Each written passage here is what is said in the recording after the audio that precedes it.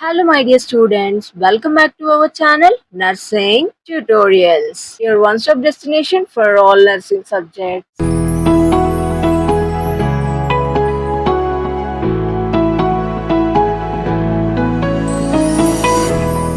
So ఈరోజు thumbnail చూసి మీకు అర్థమయ్యే ఉంటుంది మనం టుడే వీడియోలో ఏం డిస్కస్ చేసుకోబోతున్నాం అనేది. In today's video, I'm going to guide you on how to present your exam paper neatly and smartly.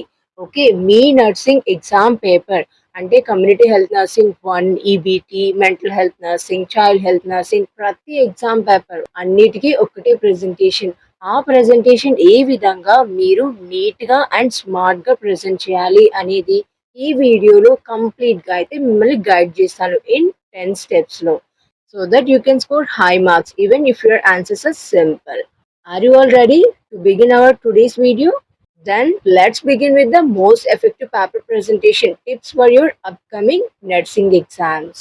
ప్రీవియస్గా నేను ఇంట్రొడక్షన్లో చెప్పాను కదా, టోటల్ 10 స్టెప్స్లో అయితే మీరు స్మార్ట్ అండ్ నీట్గా మీ నర్సింగ్ ఎగ్జామ్ పేపర్ని ఏ విధంగా ప్రజెంట్ చేయొచ్చు, అలాగే ఏ విధంగా హై స్కోర్స్ని స్కోర్ చేయొచ్చు అనేది ఎక్స్ప్లెయిన్ చేస్తాను అండ్ కంప్లీట్ గైడ్ చేస్తాను అని చెప్పి. Now see one by one of it. Number 1, first impressions matter. First page అనేది చాలా నీట్గా ఉండాలి. అలా ఉంటే ఎగ్జామినర్కి మంచి ఇంప్రెషన్ అనేది వస్తుంది. ఫస్టే మీరు ఆన్సర్స్ని ఏదైనా స్ట్రైక్ అవుట్ చేసినా అలా చేస్తే మాత్రం ఫస్ట్లోనే కొంచెం ఇంప్రెషన్ అనేది తగ్గుతుంది. కాబట్టి first impression is the best impression. ఎప్పుడు కూడా మైండ్లో ఉంచుకోండి. పేపర్ని స్టార్ట్ చేసే ముందు మీరు ఏమైతే స్టార్ట్ చేస్తున్నారు ఏంటి అనేది ఒకసారి ఆలోచించుకుని నీట్గా మీకు ఒక క్లారిటీ వచ్చిన తర్వాత అప్పుడు రాయడం స్టార్ట్ చేయండి. Always use blue or black pen. Okay, పేపర్ని ప్రజెంట్ చేస్తూ ఉన్నప్పుడు పేపర్ పైన హెడ్డింగ్ అనేది బ్లాక్ ఇంక్ని యూజ్ చేసి కంటెంట్ అనేది బ్లూ ఇంక్లో రాయండి.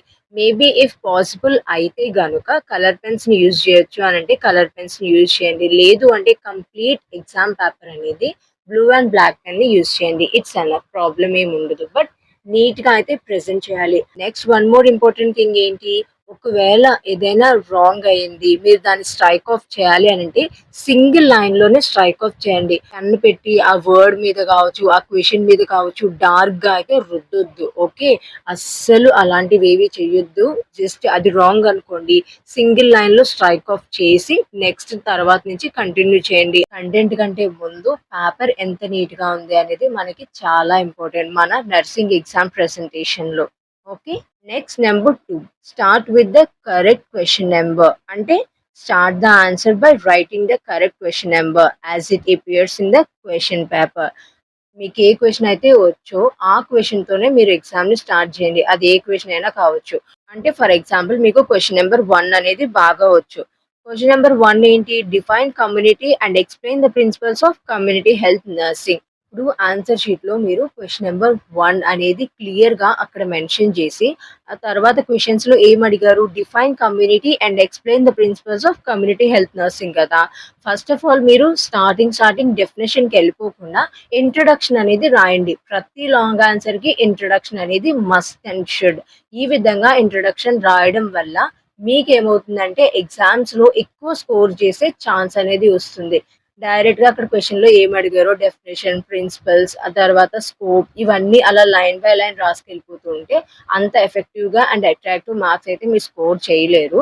కాబట్టి ప్రతి లాంగ్ ఆన్సర్కి, ప్రతి క్వశ్చన్కి అనట్లేదు, ఎందుకంటే టైం మేనేజ్మెంట్ కూడా మనకి చాలా ఇంపార్టెంట్ కదా.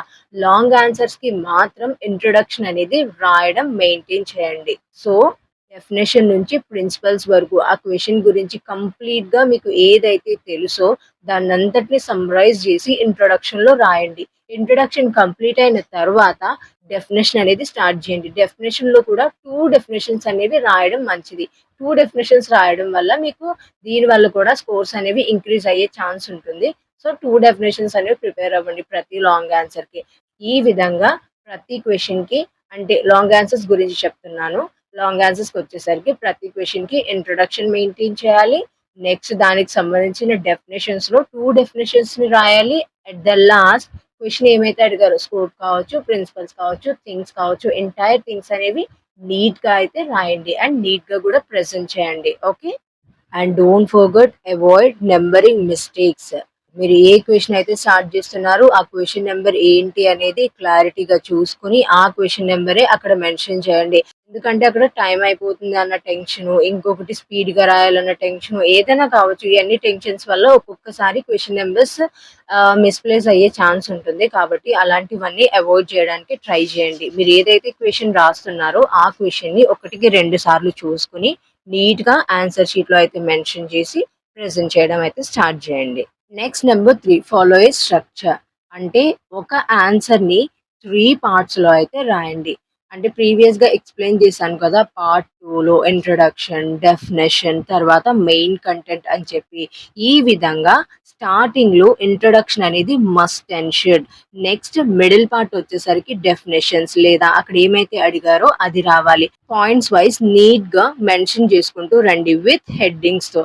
And at the last conclusion. So ప్రతి క్వెషన్‌కి మస్ట్ అండ్ షుడ్ ఇంట్రొడక్షన్ అనేది ఫస్ట్ ఉండాలి. ఇంట్రొడక్షన్ అయిపోయిన తరువాత నెక్స్ట్ డెఫినిషన్ ఉండాలి. ఆ నెక్స్ట్ మెయిన్ కంటెంట్ అంటే మిడిల్ పార్ట్‌లో ఏదైతే ప్రిన్సిపల్స్ అయినా, స్కోప్ అయినా సెకండ్ మెయిన్ హెడ్డింగ్ ఉంటుంది కదా! ఆ మెయిన్ హెడ్డింగ్‌కి సంబంధించి కంటెంట్ విత్ హెడ్డింగ్స్ అలాగే విత్ క్లియర్ పాయింట్స్‌తో అనేది రాయండి. At last conclusion. ఫైనల్లీ ఆ క్వెషన్ ఏంటి? దేని గురించి? అండ్ ఎట్ లాస్ట్ మీరేదైతే సమ్మరైజ్ జేయాలి అని అనుకుంటున్నారో అదంతా కూడా కన్క్లూషన్‌లో రాయడానికైతే ట్రై చేయండి. ఈ విధంగా స్ట్రక్చర్‌ని మెయింటైన్ చేయడం ద్వారా అట్రాక్టివ్ మార్క్స్‌ని ఈజీగా అయితే స్కోర్ చేయగలరు. Next number 4 use headings, bullets and underlines. ప్రతి క్వెషన్‌ని మీరు ఇంట్రొడక్షన్ అనేది ఎలాగో సమ్మరీలోనే రాస్తారు. బట్ సమ్మరీ అన్నా కదా అని చెప్పేసరికి పేజ్ మొత్తం ఒక స్టోరీలా అయితే రాయొద్దు. అదంతా చూడ్డానికి అట్రాక్టివ్‌గా అనిపించదు. కాబట్టి పారా వైస్ అయితే నీట్‌గా మెన్షన్ చేసుకుంటూ, నీట్‌గా రాసుకుంటూ రండి. అలాగే మెయిన్ కంటెంట్‌లో పాయింట్స్‌ని మెన్షన్ చేయమన్నాను కదా! అంటే యారో మార్క్స్ కావచ్చు, స్టార్ మార్క్ కావచ్చు, ఈ విధంగా పాయింట్స్‌ని కొంచెం అట్రాక్టివ్‌గా హైలైట్ చేయడానికి స్టార్ మార్క్స్ అని, లేదంటే చుట్టూ క్లౌడ్స్ లాగా డ్రా చేయడం, లేదా యారో మార్క్స్ పెట్టడం ఇలాంటివన్నీ మెయింటైన్ చేయండి. దీని ద్వారా పేపర్ ఇంకా అట్రాక్టివ్‌గా కనిపిస్తుంది. అలాగే మీరు హెడ్డింగ్స్‌ని హైలైట్ చేస్తారు కాబట్టి మీ పాయింట్స్ అనేవి క్లియర్‌గా ఉంటాయి. క్లమ్జీగా అయితే ఉండవు. Okay. Next draw diagram whenever possible. మన పేపర్‌లో గనక డయాగ్రామ్స్ ఉంటే ఈజీగా ఎగ్జామినర్ యొక్క ఇంప్రెషన్ అనేది పెరుగుతూ ఉంటుంది. అంటే లాంగ్ ఆన్సర్‌కి ఎలాగో మీరు డయాగ్రామ్‌ని ఏదో ఒకటి డయాగ్రామ్ ఉన్నా లేకపోయినా సరే మీ పాయింట్స్‌నైనా సరే మీరు డయాగ్రమాటిక్ ఫార్మ్ అంటే ఫ్లో చార్ట్‌లో అయినా చూపియడానికి ట్రై చేయండి. లేదు 5 మార్క్స్‌కి డయాగ్రామ్ ఉన్నా సరే దానికి సంబంధించిన డయాగ్రామ్ అనేది నీట్‌గా వేయండి. ఈ విధంగా మీ ఎగ్జామ్ పేపర్‌లో డయాగ్రామ్స్‌ని ఇంక్లూడ్ చేయడం ద్వారా ఈజీగా ఎగ్జామినర్‌ని ఇంప్రెస్ చేయొచ్చు. అదే విధంగా హై స్కోర్స్‌ని స్కోర్ చేయొచ్చు. Next number 6 most important time management. You will have about 3 hours for your theory paper right? Total మీకు 3 అవర్స్ ఉంటుంది కదా మీ థియరీ పేపర్‌కి. సో, ఆ 3 అవర్స్‌లో టైమ్ వేస్ట్ అస్సలు చేయకుండా క్లాక్ మీద ఒక ఐ ఉంచుతూ అంటే క్లాక్ మీద కొంచెం దృష్టి పెడుతూ రాయండి. అలా రాయాలంటే మీరు ఫస్ట్ ఆఫ్ ఆల్ ప్రిపేర్డ్‌గా ఉండాలి. అండ్ అలాగే ఒక ప్లాన్డ్ వేలో అయితే ఉండాలి. అంటే ఎలా ఉంటారు? లాంగ్ ఆన్సర్ క్వెషన్స్‌కి ఎంత టైం ఇవ్వాలి? షార్ట్ ఆన్సర్ క్వెషన్స్‌కి ఎంత టైం ఇవ్వాలి? వెరీ షార్ట్ ఆన్సర్ క్వెషన్స్‌కి ఎంత టైం ఇవ్వాలి? అలాగే బిట్స్ ఇస్తున్నారు కదా సెమిస్టర్ వాళ్ళకి. ఆ బిట్స్‌కి ఎంత టైం ఇవ్వాలి అనేది ముందే ఆలోచించుకోండి. లాంగ్ ఆన్సర్స్‌కి ఆటోమేటికల్లీ టైం అనేది ఎక్కువ పడుతుంది కదా! కాబట్టి వాటి మీద దృష్టి పెడితే మిగిలినవన్నీ వెనక పడిపోతూ ఉంటాయి. అలా చేయకుండా లాంగ్ ఆన్సర్స్‌కి ఎంత టైం ఇవ్వాలి? ఫస్ట్ 1 అవర్‌లో హాఫ్ అన్ అవర్ ఒక long answer, half an hour ఒక లాంగ్ ఆన్సర్ అనుకోండి. నెక్స్ట్ 1 అవర్‌లో షార్ట్ ఆన్సర్ క్వెషన్స్ రాయండి.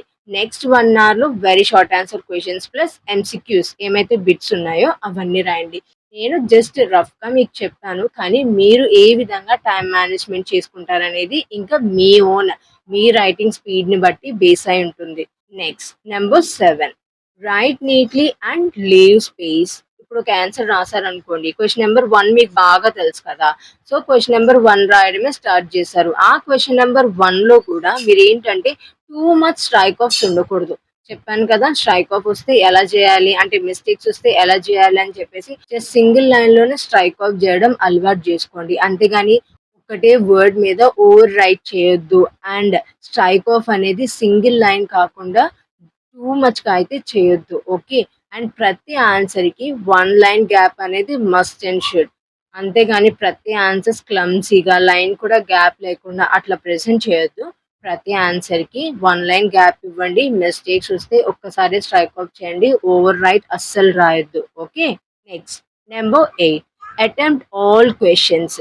మీకు ఆ క్వెషన్ పేపర్ నుంచి ఏమైనా క్వెషన్స్ రాలేదనుకోండి. ఫస్ట్ మీకొచ్చిన క్వెషన్స్ నుంచి స్టార్ట్ చేసి అవి కంప్లీట్ అయిపోయిన తరువాత మీకు ఏవైతే రాలేదో వాటన్నిటిలోంచి ఓకే. ఇదైతే నాకు కొంచెం తెలుసు. నేనిది క్లాస్ విన్నాను. లేదా ఈ సబ్జెక్ట్ లేదా ఈ కంటెంట్ మీద నాకు కొంచెం ఐడియా ఉంది అని అనిపిస్తే, ఆ కంటెంట్‌కి సంబంధించి మీకేం తెలుసో అది కంప్లీట్‌గా అటెంప్ట్ చేయండి. Right are wrong whatever it is. But you have to attempt each and every question. ఇది మాత్రం మర్చిపోవద్దు.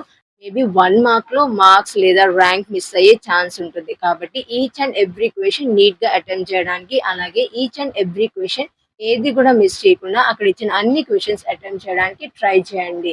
Next number 9 use of mnemonics to remember and present key points. Key points ని ఈజీగా ప్రెజెంట్ చేయడానికి అలాగే రిమెంబర్ చేసుకోవడానికి మెమోనిక్స్ అయితే యూజ్ చేయండి. అంటే ఫర్ ఎగ్జాంపుల్ ఒకటి తీసుకుందాం, principles of primary health care. Principles of primary health care ని నేను ఇప్పుడు ప్రెజెంట్ చేయాలనుకోండి, దానికి సంబంధించి మెమోనిక్ ని నేను ఈఎస్ఈఏ కింద గుర్తించుకున్నాను. సో ఈ అంటే ఏంటి? Equitable distribution. నెక్స్ట్ ఎస్ అంటే సోషల్ ఇన్వాల్వ్మెంట్. నెక్స్ట్ ఈ అంటే intersectoral coordination. At last A means appropriate technology. So ప్రతి పాయింట్ కవర్ అయింది కదా principles of primary health care లో.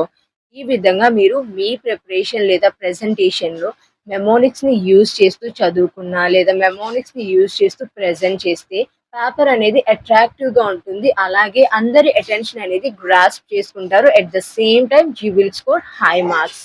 And at last hour final point number 10 ending the paper.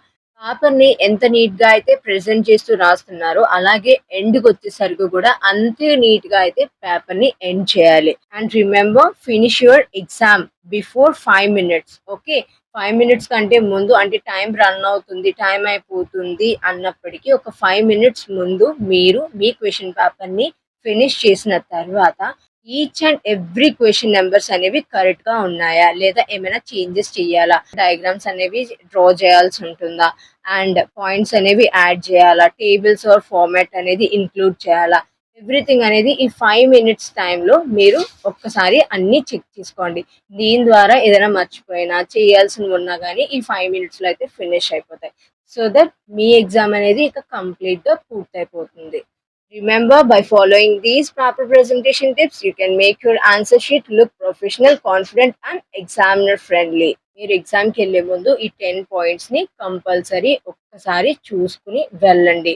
దీని ద్వారా ఏంటంటే మీరు ఏ విధంగా ప్రెజెంట్ చేయాలి అండ్ ఏ విధంగా రాయాలి, ఎలా మంచి మార్క్స్ అనేవి స్కోర్ చేసుకోవాలి అనే దాని మీద ఒక ఐడియా అనేది వస్తుంది. And if you have any doubts regarding anything please do comments. Finally అందరూ ఒక్కటి గుర్తుపెట్టుకోండి, presentation plus confidence gives you success. మీరు సక్సెస్ ని ఈజీగా సక్సీడ్ అవ్వడానికి మీ కాన్ఫిడెన్స్ తో పాటు ప్రెజెంటేషన్ కూడా కలిస్తే మీరు ఇంకా ఈజీగా సక్సెస్ ని succeed అవ్వగలుగుతారు. That's it for today's video. Thank you all. Thank you so much for your amazing patience throughout the class. And if you guys found this video helpful, don't forget to like, share and subscribe. All the best for your nursing exam. See you in the next video.